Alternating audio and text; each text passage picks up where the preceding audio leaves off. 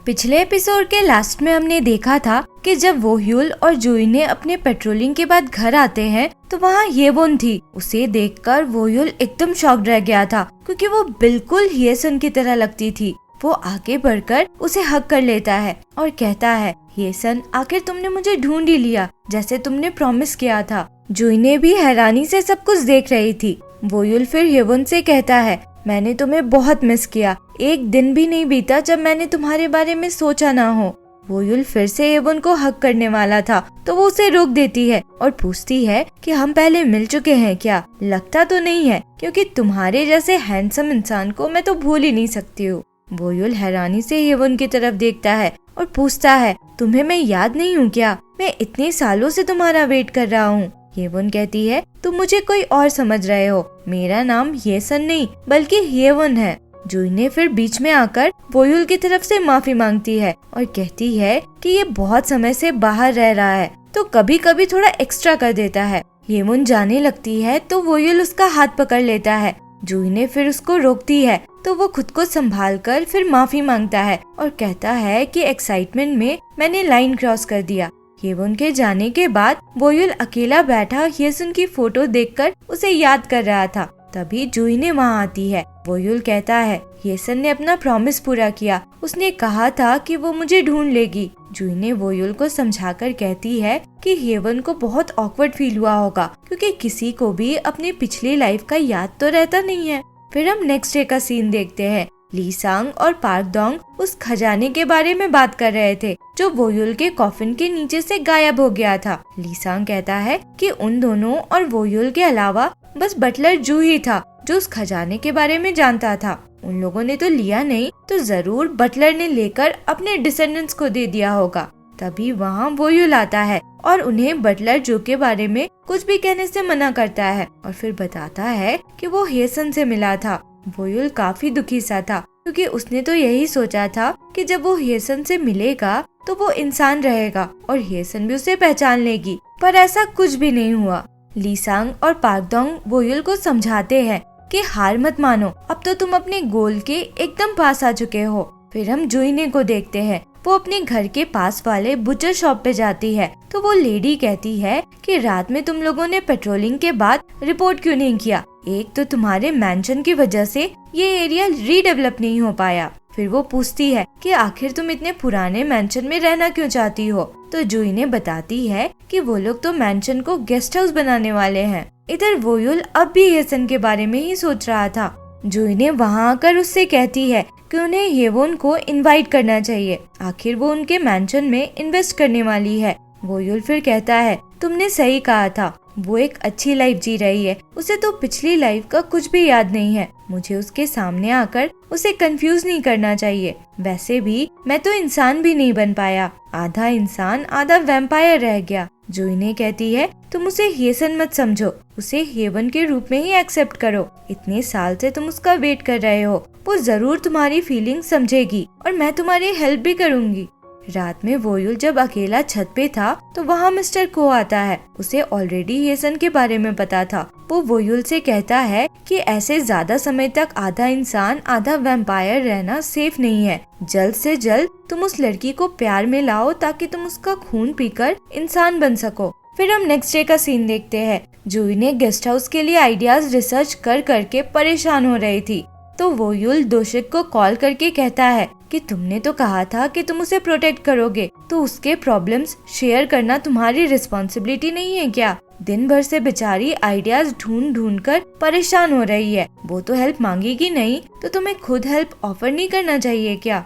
वोह्युल के बात पे दोशिक जुई को कॉल करता है और कहता है कि वो साथ जाकर गेस्ट हाउस के लिए फर्नीचर्स देख सकता है। जुई खुश हो जाती है क्योंकि ऑनलाइन उसे सही से समझ नहीं आ रहा था। दोनों फिर साथ में जाकर फर्नीचर्स और गेस्ट हाउस के लिए कुछ और भी चीजें देखते हैं और फिर एक रेस्टोरेंट में जाकर साथ में खाना भी खाते हैं। दूसरी तरफ हम मैंशन को देखते हैं जहाँ ली सांग और पार्क डोंग आए थे ताकि खजाने चुराने वाले का कुछ क्लू मिल पाए। ली सांग उस एरिया को बहुत अच्छे से चेक करने लगता है जहाँ वो कॉफिन था और वहाँ के कारपेट से उसे एक बिल्ली का बाल मिलता है। तीनों को मिस्टर को याद आ जाता है। ली सांग कहता है कि उनके अलावा मिस्टर को ही है जिसे सब कुछ पता था, तो जरूर मिस्टर को ने ही खजाना चुराया होगा। वोयुल को थोड़ा मानना मुश्किल लग रहा था। पार्क डोंग कहता है कि ये पता है कि ये बिल्ली का बाल है, पर ये कैसे कंफर्म होगा कि वो बिल्ली मिस्टर को ही है।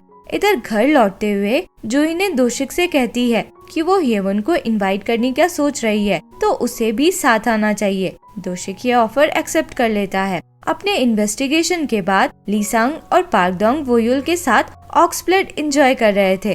तभी वहाँ जूही ने आ जाती है। वो समझ जाती है कि ये दोनों भी वैम्पायर्स है। वोयुल दोनों को इंट्रोड्यूस कराता है तो वो उस पे गुस्सा करती है कि तुम यहाँ अकेले नहीं रहते हो जो किसी को भी ले आओगे। पार्क डोंग भी गुस्से में कहता है कि हम कोई रैंडम लोग नहीं है, तुमसे पहले से हम यहाँ रहते थे। दोनों झगड़ा करने लगते हैं तो जूही ने उन्हें भगाने लगती है, ये बोलकर कि ये अब गेस्ट हाउस बनने वाला है, तो तुम लोग यहाँ कभी आ मत जाना।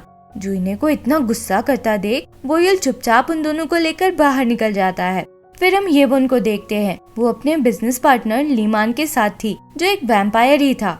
अचानक से वो उसे हग करने को कहती है, फिर बोलती है कि नहीं ये वैसा नहीं है, और बताती है कि वो उस मैंशन को देखने गई थी तो वहाँ रहने वाले आदमी ने उसे हग कर लिया था और वो उसे भूल ही नहीं पा रही है। लीमान ये सुनकर जैसे कुछ समझ जाता है।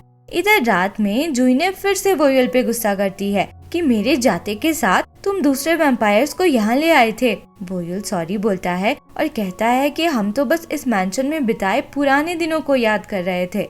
वोयुल फिर उससे दोशिक के बारे में पूछता है तो जूही ने कहती है कि इस वीकेंड वो उसे और येवन को इनवाइट करने वाली है।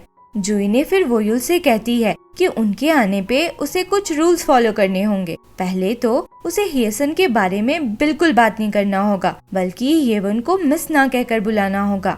दूसरा, येवन से किसी भी तरह का फिजिकल कांटेक्ट नहीं करना होगा और उसे घूरकर अनकंफर्टेबल भी नहीं करना होगा। तीसरा और सबसे फाइनल रूल, किसी भी तरह से खुद का वैम्पायर होना एक्सपोज नहीं करना होगा।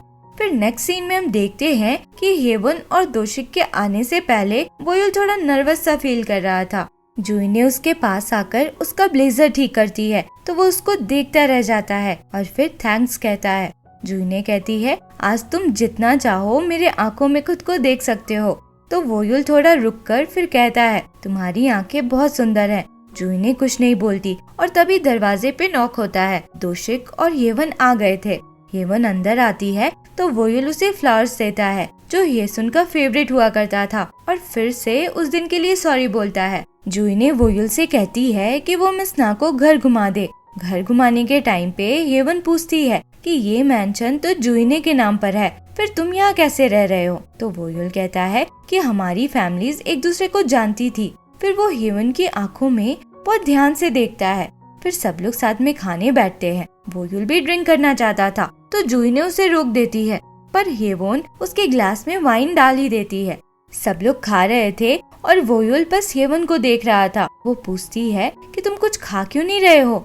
फिर वो उसके प्लेट में एक श्रिम्प यानी प्रॉन डाल देती है। जूही ने वोयुल को खाने से रोकती है, पर फिर भी वो खा लेता है और जैसे ही पहला बाइट लेता है मन में सोचता है कि इतना टेस्टी तो मैंने कुछ खाया ही नहीं है। दोशिक जूही की तरफ एक श्रिम्प बढ़ाता है तो वो उसे भी खा लेता है और फिर सारे श्रिम्प खा लेता है। खाने के बाद वो एकदम ड्रंक जैसा हो जाता है।